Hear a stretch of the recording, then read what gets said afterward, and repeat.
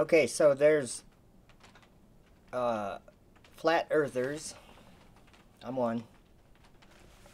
And a common thing, pretty much every flat earther says that NASA is covering up the true nature of this world, and that they're faking, like with CGI and green screens, they're faking the people that are in space on the space station. Um, and I see evidence of that. I do. I see evidence of green screens, and I see evidence of them hanging on wires and like concealing that in their videos. It's very strange things that they do in their videos, especially on the space station. But I want to. It's not that I want to do something. If you're a truther and you're being deceived, would you want to not be deceived? Sorry, my phone's going off. Please stop. My phone's just going crazy. Okay. If you're a truther, you're seeking the truth, right? I'm seeking the truth. I want the truth. Ideas that I used to think were objective, things that everybody knew, I'm learning are not anything like what I previously thought. A recent popular topic of discussion is the millennium, the 1,000-year reign of Christ, and the idea that we are living in the time after that takes place, when it says in Revelation that Satan, that the dragon would be, he would be bound in the bottomless pit for 1,000 years, and that at the end of those 1,000 years he would be let loose to deceive the nations.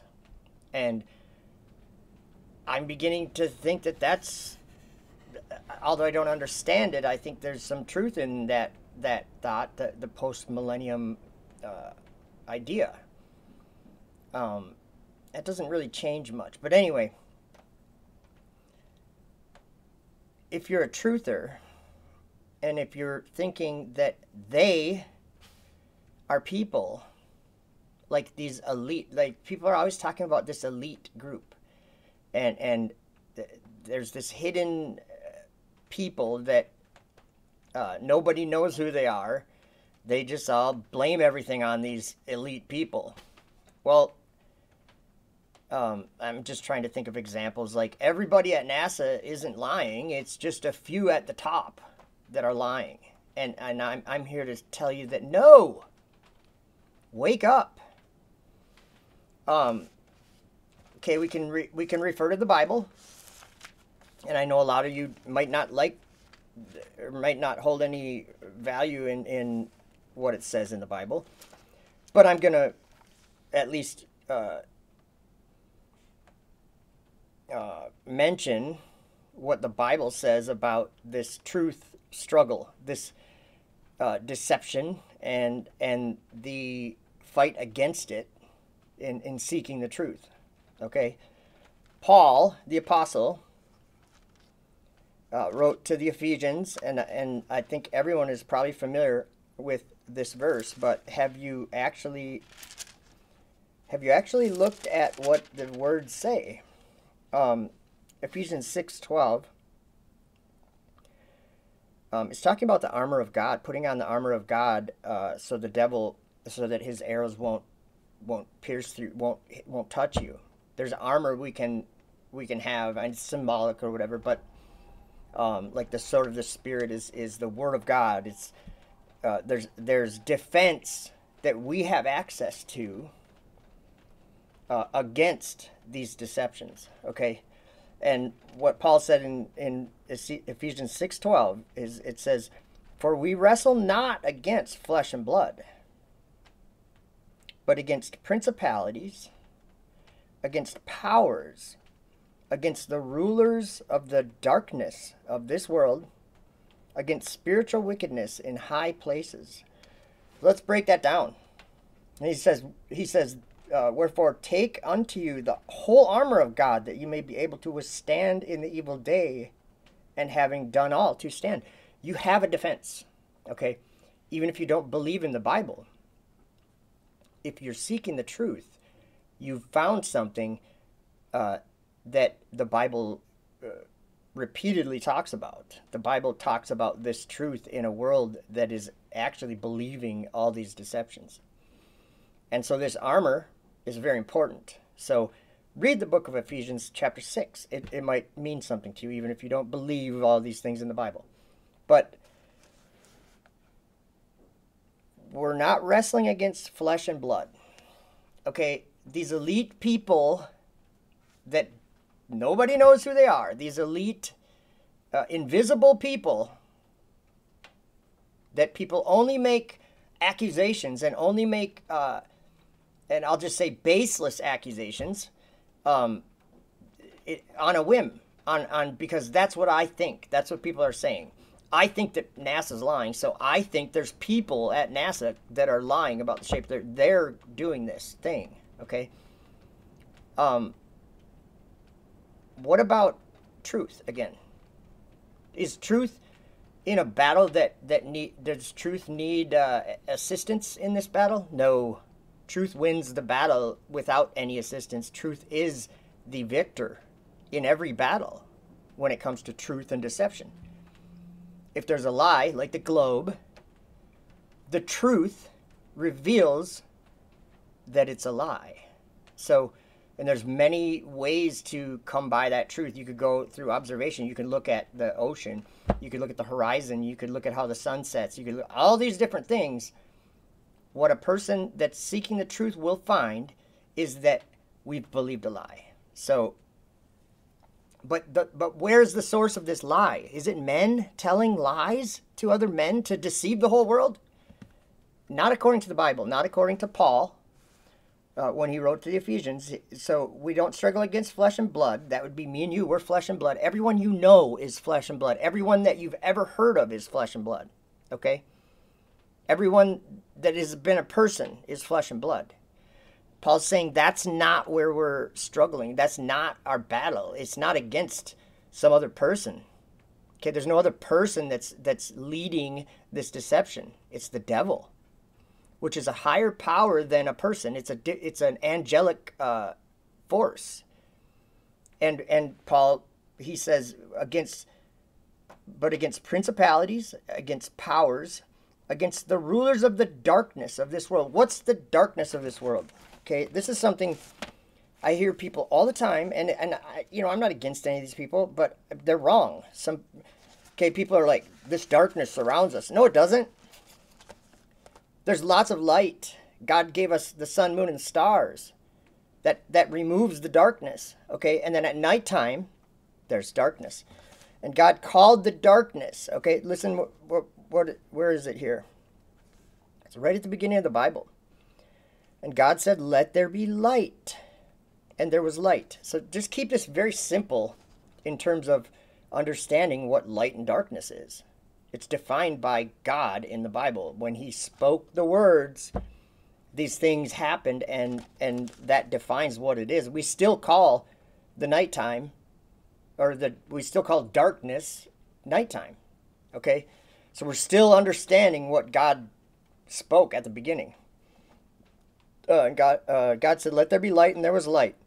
And God saw the light, that it was good. And God divided the light from the darkness. So light, darkness, they're separate from each other. They're different things. God called the light day, daytime. We still do that. And the darkness he called night.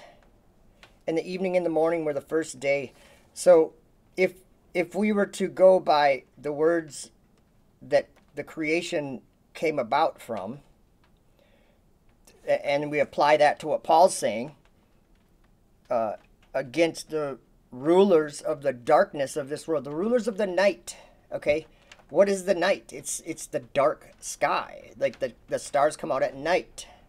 It's darkness. It's a literal everyone understands what it is. If you go in the closet without the lights on, close the door, it's a dark place.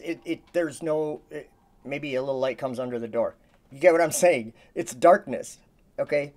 It's just the absence of light, or you could say there's no light there to illuminate anything, so you don't see anything. You see dark, okay? It's darkness. Very simple. The rulers of the darkness of this world. So I'm not saying that they're in your closet. Because look what Paul says. He says, against spiritual wickedness in high places. Now, that King James translation is kind of simple and actually might be missing a little bit of the meaning that Paul was actually writing to the Ephesians. Because if you look up the words that Paul used in, like, the Greek words, it says against cosmic powers of evil in the heavenly realm.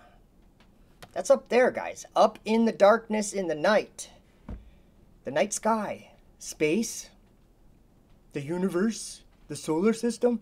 That's where our battle is. That's where our battle is. That's where we are struggling in a spiritual way. We all have struggles here on earth. We work hard, and it's like hard to make money and make ends meet. And that's not our struggle.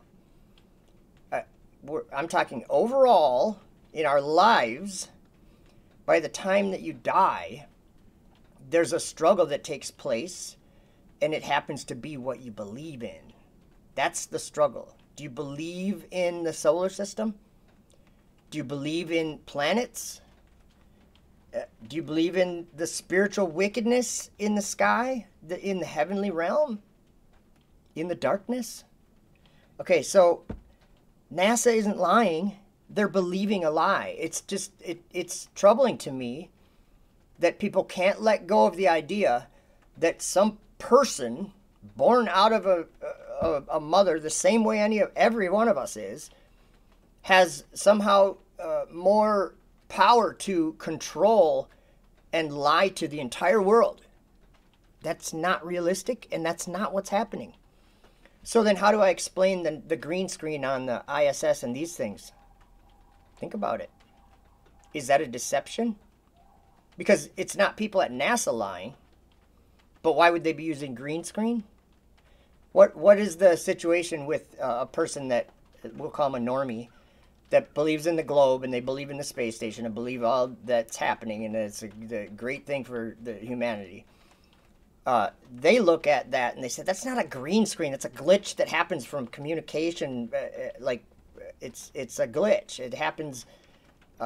It's just a part of transmitting a signal of video. Okay. They'll make an excuse for it that way. But what do the truthers say? No, it's a green screen. They're faking it. They're in a pool. That's what people tell me all the time. They're doing it from a Hollywood basement in a pool. I get it. But is that a deception? I believe what Paul said. We're not struggling against people, guys. How could we be struggling against people and then have a worldwide deception? One that everybody, you were born into believing a lie. How does that happen? From people. People don't have the capability to do that. But angelic forces do. They can work generationally. They can start something 20 generations ago and continue it all throughout that time, molding and changing the thoughts of men throughout their generation. They can be very patient. And we find ourselves right now where the world is literally believing the most dumb lie that it's unfathomable. It's so incomprehensible that I used to just assume that I knew that the earth was a globe and that it was spinning and all this stuff. None of that's true. But I believed it. That's what I thought. I was born into it. We were all born into it. So this, okay, let me say this. There are evil people. There are rich people that are evil people that do evil things. We all know that. But that is not the battle we're fighting. It's not. So,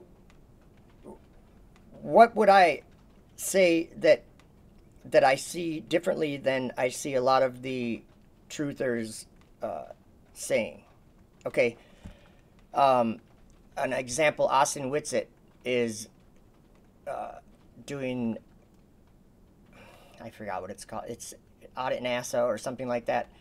And he was going to speak. I think he did speak to an astronaut and was able to ask questions about the stars and these things. What I would say about what Austin is thinking is that Austin is definitely thinking that we're struggling against flesh and blood, and that these people are covering up something, and that it should be public information because we pay for it. I agree with all that. I agree with what he's doing. Audit NASA, it's a good idea. They're wasting it $70 million a day that comes out of our pockets. And we don't really have a choice on that. That's part of this reality. We don't get to say no. You know what I mean? But what I would say, if Austin was taking what Paul said to heart, instead of looking at the people at NASA lying and the green screens and all this stuff that's fun to look at and fun to kind of bust them on, is there a deeper thing that's happening?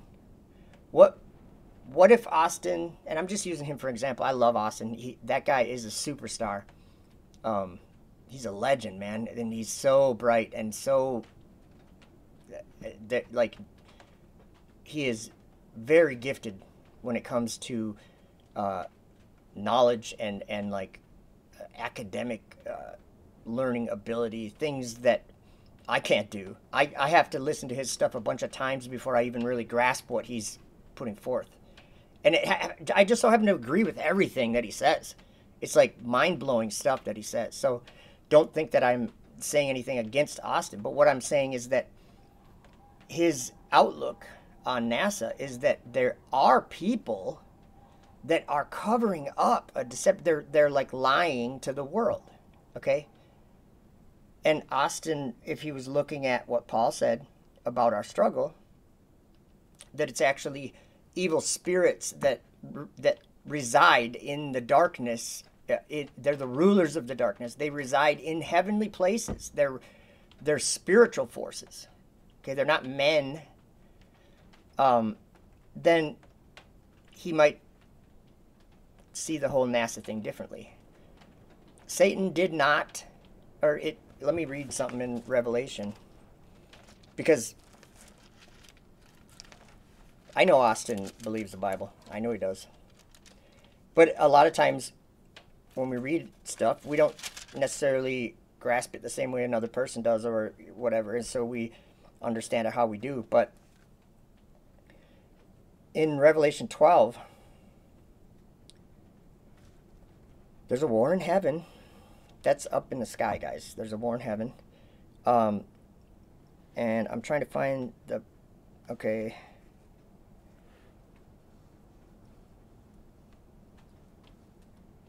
The great dragon was cast out. That old serpent called the devil. Does that have anything to do with when SpaceX Dragon is cast out into the earth? See, that's another thing. If you're just saying that's all fake, you're not even entertaining the truth when it comes to what are they doing when they launch the Starship up and it's falling back into the atmosphere and literally turning red hot because of this plasma that forms around the vehicle. They're not faking that. That's just something that if you say, oh, they're faking it, you're not even going to look at it. And, like, I don't know if anyone's aware of it, but the day that they launched that Starship, okay, that was a big event, right? They launched 2 more rockets that day, SpaceX did. And then the next day there was like 3 launches. It's not a joke what they're doing. And then if you picture where they're going with these rockets, and where is this kingdom that most of us are seeking this kingdom of God, this holy city, New Jerusalem. It's up in the sky somewhere, and they're sending rockets up there. And people are like, oh, they're not going to space. I don't care. Doesn't matter where they're going. What are they doing? They're shooting arrows up at God and his temple, which is the heavens, the Shamayim. That's, God says that's his throne. He lays claim to that. He did not give men the dominion of the heavens. So, but in Revelation here, I'm trying to find it now. This dragon, he deceived the whole world. Where does it say that here? Okay, there appeared another wonder in heaven, and behold, a great red dragon, having 7 heads and 10 horns, and 7 crowns upon his heads, and his tail drew a third part of the stars of heaven, and did cast them to the earth. And the dragon stood before the woman, which was ready to be delivered, for to devour her child as soon as it was born. Keep in mind that woman was a constellation, because the moon was under her feet, and the sun, she was clothed with the sun. It was stars and heavenly luminaries that was making up this woman. She brought forth a man-child. Okay, and the woman fled into the wilderness. There was war in heaven. Michael and his angels fought against the dragon, and the dragon fought and his angels. Have you guys ever watched the SpaceX Dragon launching up to the space station? Have you ever seen what happens visually? It sure looks like a war. It looks like angels fighting. There's all this gases and all these exhaust gases going all over the place. It looks like a battle happening in the sky. But it says, okay, neither was their place found any more in heaven for the dragon. So at some point, he's not going up there anymore. And the great dragon was cast out, that old serpent called the devil and Satan, which deceiveth the whole world. He was cast out into the earth, and his angels were cast out with him. Okay. It doesn't say, and the great dragon was, sorry, it doesn't say that the dragon deceived most of the world, but there was these elite that he let know the truth. That's not what it says. And we can see that we were all deceived. This whole world was deceived. There is no elite. Sorry. There are, if you want to say elite people, there are rich people that push big buttons and control big things. There are people like that, but they're not carrying out a deception that deceives the world. NASA's not carrying out a deception that deceives the world. NASA is a tool of Satan. It's his congregation, guys. They follow him and they do his will. It's like he is their father. Okay? And I can say that because what does NASA want to do? They want to ascend into heaven and explore. What does Lucifer want to do in his heart? Ascend into heaven and exalt his throne above the stars of God. So they put their space station up there. They aren't deceiving anyone. He's deceiving them. And they build this stuff and put it up there because their father told them to. It's what their father desires, so that's what they are going to do. So, I guess that's mainly what I want to say. We're not struggling against flesh and blood. There's no person that has power over you. Excuse me. There's no person that has power over you to deceive you. If you're deceived by someone else, if someone's lying to you and you're deceived, I understand that. We all have had someone lie to us and we've all believed their lie. But we're almost talking about a different scale or a scope. This deception is one not carried out by men.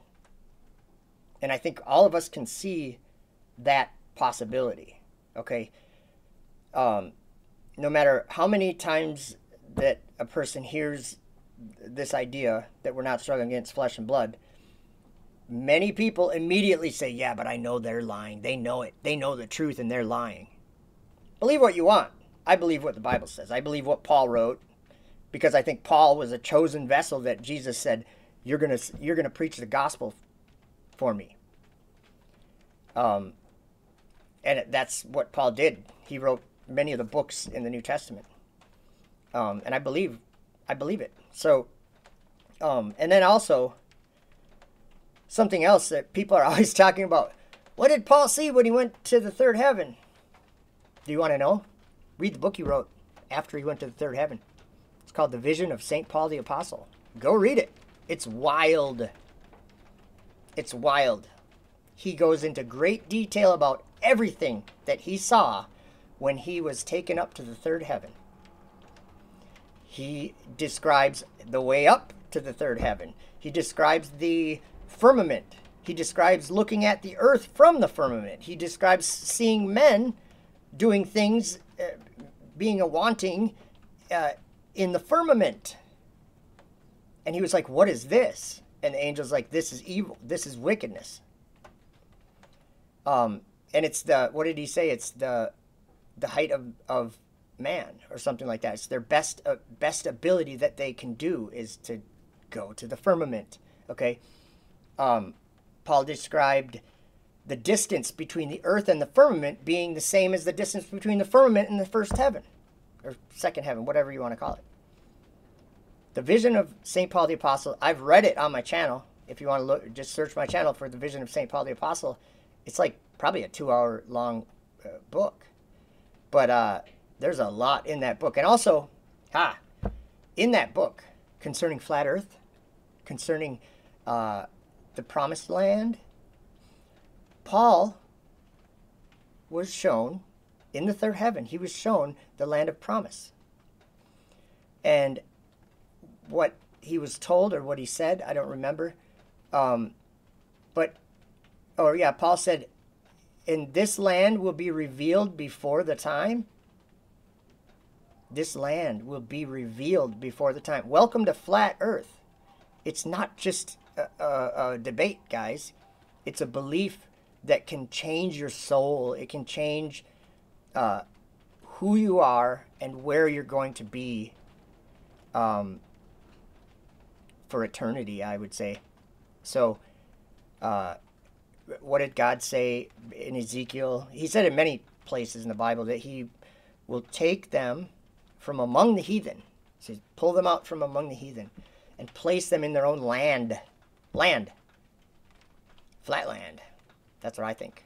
Anyway, we're not struggling against flesh and blood, guys. There's nobody at NASA lying. There's only people at NASA that believe this lie. And they believe all the things that they're doing. And I think that the whole green screen and cables things, which I've seen myself, and I don't deny that. I think that, like, there's this one video when they were on the shuttle, there was like 4 of them. It's the same video when the girl's like, the hair.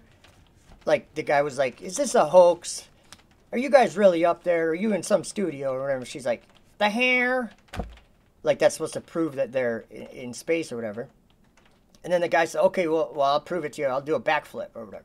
So the guy does a backflip, and then he, like, loses balance. And while he's doing the backflip, the people in back are, like, grabbing, like, look like they're grabbing cables, or they're, like, trying to. And, or the people on top. And then when he gets down doing the flip, his buddy next to him, like, grabs a cable and, like, yanks on it to like, keep him from flipping. But there's no cable there. But you can see him clearly grab it. That's stuff I've seen. But my question is this. Is that a deception just for us? So that we are struggling against flesh and blood? Are these astronauts people? Are we entertaining angels? Are these... Let me read something else in Revelation 16. Okay, do you know that the astronauts now they still ride on the Russian Soyuz every once in a while, which there's a launch coming up very soon here. But since 2020, the astronauts have been riding on a SpaceX rocket in a Dragon capsule. That's just the name of the capsule. It's a Dragon capsule, okay?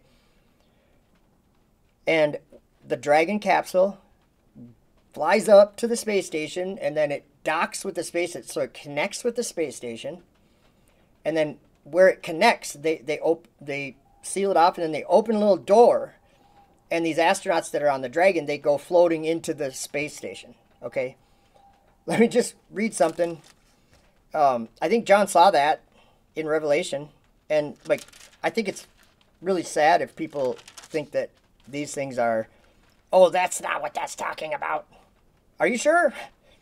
Okay, so where is this here? And I saw 3 unclean spirits, like frogs. Think of the astronauts floating into the space station, coming out of this Dragon capsule, and they're floating in there. They're grabbing things like to push themselves along. They don't, like, they're, it looks like almost like they're in water, but there's no water. Frogs, think about it. And remember, when this was a couple thousand years ago that John wrote this book, so he didn't have any modern technology to speak what he saw from, you know. And I saw 3 unclean spirits like frogs come out of the mouth of the dragon, and out of the mouth of the beast, and out of the mouth of the false prophet. Okay, what if it's talking about those astronauts coming out of there like frogs, like floating in? Just think about this. Here's what it says. For they are the spirits of devils, working miracles, which go forth to the kings of the earth and of the whole world, to gather them to the battle of that great day of God Almighty. Astronauts. I think we've been entertaining angels. There's something in the book of Enoch where, I think it's in the book of Enoch, where he says, where these, it's like the fallen angels, and they're that one of them is saying like, oh no, this is actually, I think it's in the Testament of Solomon maybe. It's talking about that being worshipped, that they can be worshipped in their human form. And I'm like, the astronauts are kind of worshipped in their human form. Like, I just don't, there's only been how many astronauts? Like 600 out of billions of people that have lived throughout the time that they've been going to space, only 600. That's like a very small number concerning or compared to the idea or the population. But these are, for they are the spirits of devils, working miracles, going to space, floating in the space station. And actually, they're not floating in the space station. They're falling perpetually. Everything in the solar system is perpetually falling into an abyss. There's no bottom. The space station's been orbiting the Earth. That's what an orbit is. There's no bottom. It's a bottomless place. It's an abyss of darkness. And even the astronauts say this. It's a bottomless pit. They say this. It's a bottomless pit of deep black. So black, sometimes it feels like it has a texture to it. Like, that's a quote. That's Chris Hatfield or whatever. Another astronaut said that the Earth is a teeny island in a great abyss. Okay, they say this, not me. But it is a perpetual state of falling. That's what the solar system is. So I believe what Enoch said, or was told about the solar system. There was these 7 transgressing stars that didn't come out at the right time, so God bound them, rolling over this fire. And they would be there defiling mankind and leading him astray. Okay? Planets lead men astray. They're angels assuming those forms so that men look up and say, the Earth must be part of that system. The Earth's not in the sky. Anyway, 34-minute video. Sorry it's so long. Careful what you believe. We're not struggling against other people at all. Like, when you get up in the morning and you have intentions for the day, you want to accomplish this and accomplish that. You're going to help your friend.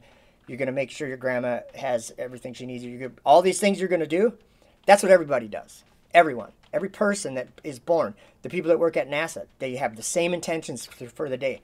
I'm going to go work on this satellite, and it's going to bring progress to human. Like, we all have these good intentions. I know there's people with bad intentions, but nobody is different than you in the way where they only want to deceive. That doesn't exist. We're not struggling against flesh and blood, but against those evil spirits in the sky. So that's what Paul said anyway. So you guys have a good one. Thanks for listening, and please comment. A lot of this stuff I end up just being kind of alone in my head about this stuff, and I say it in a video, and you know, I would like to have a conversation about it. It's not always easy, but I don't know everything. These are just my thoughts. So anyway, I'd love to hear your comments, and we can have a conversation. Thank you. Bye.